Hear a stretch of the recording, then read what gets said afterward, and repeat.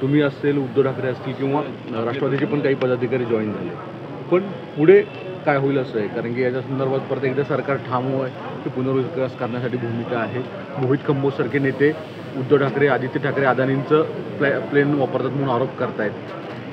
असं आहे की त्या दिवशी जो आमचा मोर्चा झाला तो धारावीकरांचा आवाज होता, मुंबईकरांचा आवाज होता. कारण धारावीचा पुनर्विकासाच्या माध्यमातून मुंबईला एकाला आंदण देण्याचं काम चाललं आहे आणि मोठ्या प्रमाणामध्ये मुंबईचा TDRचा बादशाह करण्याचा ह्याच्यामागचं एक मोठा षडयंत्र आहे असा आमचा आरोप आहे. आणि म्हणून त्या दिवशीसुद्धा भाषणामध्ये मी असं सांगितलं की ही लढाई आहे, ही लढावी लागेल. आमचा विकासाला पूर्णपणे सपोर्ट आहे हे मला या ठिकाणी सांगायला पाहिजे. पण या विकासाच्या माध्यमातून जर आमची 7 लाख जनता धारावीच्या बाहेर जाणार असेल, आमच्या लघुउद्योगाबद्दल चर्चा होणार नसेल, आमचा कुंभारवाडा असेल, कोळीवाडा असेल किंवा आमच्या शाहूनगर, बालिकानगर याच्या विषयाबद्दल बोललं जाणार नसेल आणि सगळ्यांना जे आहे डेव्हलपमेंटच्या माध्यमातून जे आहे ते स्क्वीज करून आम्हाला म्हणजे म्हणतात ना की अर्ध्याहून कमी क्षेत्रामध्ये आम्हाला द्यायचं आणि दुसऱ्या BKCच्या साईडला त्यांचे मॉल आणि त्यांच्या मोठ्या मोठ्या पंचतारिक इमारती बनायचा, ह्या आमचं विकासाचं मॉडेल नाही.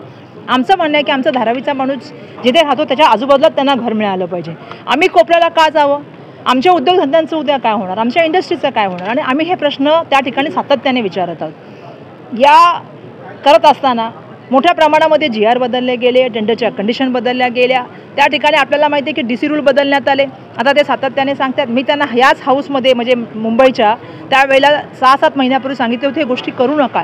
ह्या गोष्टी करून तुम्ही मुंबईला वेठीस आणण्याचं काम करत आहे. कारण हा जो TDR आहे याच्यामधला पहिला TDR जो आहे तो SPV म्हणजे धारावीच्या अडाणींच्याकडून घ्यायचा आहे. कारण 80% अडाणींचे त्यामध्ये शेअर आहेत. त्यांना 90% रेटनर जे आहे ते 11ला मुभा दिलेली आहे. त्यामुळे आमचा विरोध हा यासाठी आहे की मुंबईमधल्या पुढच्या काळामधली विकासाची जी गोष्ट आहे त्या ठप्प होणार, सर्वसामान्यांना घरं मिळणार नाही, घरं महागडी होणार. आणि म्हणून हा सगळं षडयंत्र कोणासाठी चाललं तर अडाणीसाठी चाललं आहे असा आमचा आरोप आहे. बिलकुल तुम्ही म्हणताय त्याप्रमाणे एका मोर्चाने हे भागणार नाही. मागे सुद्धा आम्ही मोर्चा काढला होता, आता दुसरा मोर्चा आहे. येणाऱ्या काळामध्ये पब्लिक मिटिंग आम्ही त्या ठिकाणी करणार आहोत, मोर्चे करतच राहणार आहोत. कारण शेवटी ही चळवळ आहे आणि चळवळ ही सातत्याने चालू ठेवावी लागते याची आम्हाला जाणीव आहे. परंतु लोकांच्या प्रश्नासाठी भांडणं हे लोकप्रतिनिधी या नात्याने आमचं कर्तव्य आहे. आता मोहित कंबोज काय बोलतात आणि कसे आरोप करतात हे तर आता काय नव्याने कोणाला मला वाटत नाही की नव्याने काय गोष्ट आहे.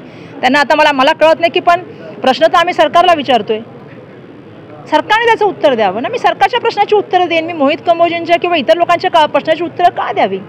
माझ्या आता त्यांनी कुठला लागल्या पण आम्ही त्यांच्याबद्दल उत्तरं का द्यावी? सरकारने त्या गोष्टीबद्दल बोलावं. मी लोकप्रतिनिधी या नात्याने लोकांची भूमिका या ठिकाणी मांडते. माझ्या माणसाला न्याय मिळाला पाहिजे ही माझी त्या ठिकाणी भूमिका आहे. धारावीकर म्हणून आमचं कुटुंब एकत्र राहिलं पाहिजे ही आमची भूमिका आहे. याच्यामध्ये एक शेवटचा प्रश्न आहे. उद्धव ठाकरे यांना मुंबईतले इतर बांधकाम व्यावसायिक अदानींच्या विरोधात ताकद देत आहेत असा एक आरोप आता थेट भाजपकडनं केला जातोय, यावर काय म्हणणं आहे? हे बघा असं आहे की सर्वांना सजेशन ऑब्जेक्शन त्या ठिकाणी आता सुरू आहेत. सगळ्यात महत्त्वाचा प्रश्न आहे की मी एकतर त्यांच्या पक्षाची प्रवक्ता नाही, त्यामुळे मी त्यांच्या पक्षाच्या वतीने बोलण्याची मला आवश्यकता नाही. एक पहिलं जर मी काँग्रेस पक्षाची आहे आणि मुंबई काँग्रेसची मी अध्यक्ष आहे. सगळ्यात महत्त्वाची गोष्ट की जे ते सातत्याने आरोप करतायत, मुंबईच्या विकासाला खीळ लावण्याचं काम त्या ठिकाणी चाललेलं आहे. मला सांगा अशी कधीतरी झालेलं आहे का की एका व्यक्तीला पूर्ण मुंबईची मोनोपोली देण्याचं काम झालेलं आहे का कुठल्या पुनर्विकासाच्या माध्यमातून? आज खरं तर तुम्ही लोकांनी बोललं पाहिजे की त्यांना आपण काय काय देतोय. त्यांना एअरपोर्ट दिला, एअरपोर्टनंतर त्यांनी एअर इंडिया कॉलनी त्या ठिकाणच्या असलेल्या लोकांना खाली काढण्याचं काम सुरू केलेलं आहे.